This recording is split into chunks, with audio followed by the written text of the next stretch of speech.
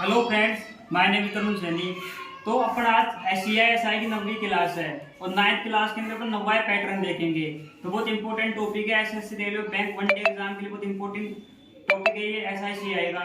तो देखिए तो प्रेजेंट में जो क्वेश्चन आ रहे हैं तो हर पैटर्न का क्वेश्चन मैं बोर्ड के ऊपर कर रहा हूँ। तो आपको करना क्या है, चैनल को सब्सक्राइब करना है एंड वीडियो को ज्यादा से ज्यादा शेयर करना है और पूरा फोकस आपका बोर्ड के ऊपर होना चाहिए। तो देखिए 9वां पैटर्न क्या है। एक धनराशि पर साधारण ब्याज की दर पहले 4 वर्ष के लिए 5% है तथा अगले 3 वर्ष के लिए 8% है एवं 7 वर्ष के बाद की अवधि के लिए 10% है। यानी 7 साल बाद जितने भी 10 साल तक में जितनी भी ये सालें बच रही है उनके लिए 10% है। यदि 10 वर्षों में अर्जित साधारण ब्याज 1850 है तो धनराशि ज्ञात करो। यानी क्वेश्चन ऐसे कहना चाह रहा है अपन को, मैं बताता हूँ। कुछ नहीं बोल रहा है कि पहले कोई धनराशि है, कोई राशि है साधारण ब्याज की दर पर पहले 4 वर्षों के लिए है ये 5% है। उसके बाद है तथा पहले 4 वर्षों के लिए तो 5% है, अगले 3 वर्षों के लिए 8% है, इसके बाद अगले 3 वर्षों के लिए ये 8% है। फिर क्या बोल रहा है, एवं 7 वर्षों के बाद यानी 4 + 3 यानी 7 साल तो हो गए। 7 साल बाद यानी 4 + 3 7 साल हो गए। 7 साल बाद क्या बोल रहा है, देखिए 7 वर्षों के बाद की अवधि के लिए 10% है। यानी 7 साल के बाद जितनी भी ईयर आएगी उनके लिए ब्याज की दर फिक्स है 10% है। तो अवधि के लिए 10% है। यानी 10 वर्षों में अर्जित साधारण ब्याज 1850 है। ये देखो 10 वर्षों में। अब क्वेश्चन ऐसे कह रहा है कि पहले 4 साल के लिए तो 5% है, अगले 3 सालों के लिए 8% है साधारण ब्याज की दर। अब आगे भी जितने भी साल आएंगे ना, यानी 7 साल बाद जितने भी साल आएंगे उनके लिए ब्याज की दर कितनी दे रखी है, 10% है। आगे जितने भी साल आएंगे उनके लिए ब्याज की दर 10% दे रखी है। और क्वेश्चन ने अपन को ऐसे दे रखा है कि 10 वर्षों का अर्जित 10 वर्षों का SI दे रखा है अपन को 1850। 10 सालों का SI अपन को दे रखा है 1850 दे रखा है। अब देखिए 4 साल के लिए तो 5% आ गई, 3 साल के लिए 8% आ गई। अब बचा क्या, 10 साल। 10 साल में 10 सालों का SI दे रखा है 1850। अब देखिए 4 साल ये हो गए, 3 में 7 साल तो हो गए। अब बचे कितने साल, 3 ही साल बचे। 10 में से 7 गए तो 3 सालों के लिए ब्याज की दर कितनी बची, अब 10% बची।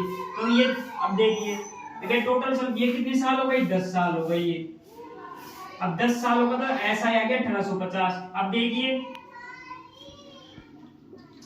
ऐसा क्या होता है, ऐसा ही होता है रेट इनटू टाइम होता है। ऐसा होता है रेट इनटू टाइम ही होता है ना। अब देखिए ये यहाँ पे ऐसा कितना आया, 520% ऐसा ही आ गया। यहाँ पे ऐसा कितना आया, 8 8 8 9 16 8 24 ऐसा ही 24% ऐसा ही आ गया। यहाँ पे ऐसा कितना आ गया, 10% है। 3 साल का ऐसा कितना आ गया, 10% इंटू 3 यानी 30% ऐसा ही आ गया। अब 10 साल के अंदर कितना ऐसा ही बना, 10 साल के अंदर कितना ऐसा ही बना, 20 और 30 50 50 और 24 74। तो 10 सालों के अंदर 74% ऐसा ही बन गया। अब 10 सालों के अंदर 74% ऐसा ही बन गया और इसी 10 सालों के अंदर ऐसा ही का मान 1850 है। यानी कि 74% का मान कितना है, 74% का मान है 1850 है। 74% का मान 1850 है। तो अपन को तो राशि फाइंड करनी है, यानी अपन को तो मूलधन प्राप्त करना है। मूलधन का मान जो है 100% होता है। अपन को 100% फाइंड करना है। देखिए कैसे होगा, 1850 का मान है 74% है और अपन को 100% फाइंड करना है। कैसे होगा, देखिए 2 से काट लिए, 2 3 6 2 3 6 2 7 14 2 नाम 18 2 3 4 2 5 10 37 से काटो, 37 से कितने पर कटेगा ये 37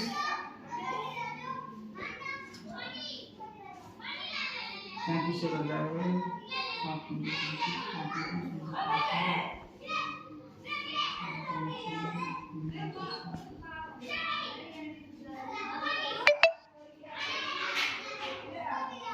37 से कट जाएगा 25 बार। 37 से कट जाएगा 1850 नहीं, 37 से 925 कितने बढ़ गए, 25 में कट जाएगा।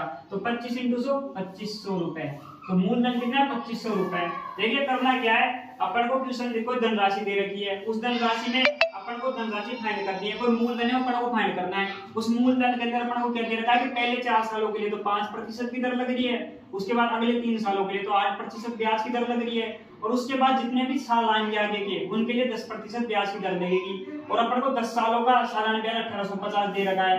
फ्रेंड 10 सालों का तो दे रखा है, 4 + 3 7 साल का तो अपन को रेट दे दी। अब बचा कितना भाई, 10 सालों का है तो निकालना है, तो 10 में से 7 गए तो 3 सालों का बचा। तो अब बचे 3 साल, अब 3 सालों के लिए 10% सालाना ब्याज की दर होगी, क्योंकि 7 साल बाद तो 10% ब्याज की दर लगेगी। अब देखिए ऐसा ही होता है रेट इनटू टाइम। तो 4 अब 10 सालों के लिए ऐसा है 1850 दे रखा है। अब इधर देखिए परसेंटेज में निकाल दे, परसेंटेज में कितना है 4 साल की 5% की ब्याज की दर से ऐसा कितना है 20 आ गया, 5 × 20 आ गया। 3 साल का कितना आ गया 8 × 24 आ गया। 10 साल फिर 10 3 साल का कितना आया, फिर 10 × 30 आ गया। तो 20 और 24 + 30 74 आ गया। 74 का मान 1850 दे रखा है, 74 का मान 1850 दे रखा है। 100% का मान निकालना है। 1850 में 74 का भाग देंगे, 2 से 74 में 32 बार चल रहा है, 37 बार चल जाएगा, और 1850 925 बार चल जाएगा। अब 37 का भाग 925 में देंगे तो 25 बच जाएगा। 25 × गुणा 100 2500, तो मूलधन 2500 आ गया। अगर वीडियो अच्छा लगा हो तो चैनल को लाइक करें, सब्सक्राइब करें एंड शेयर करें। Thank you.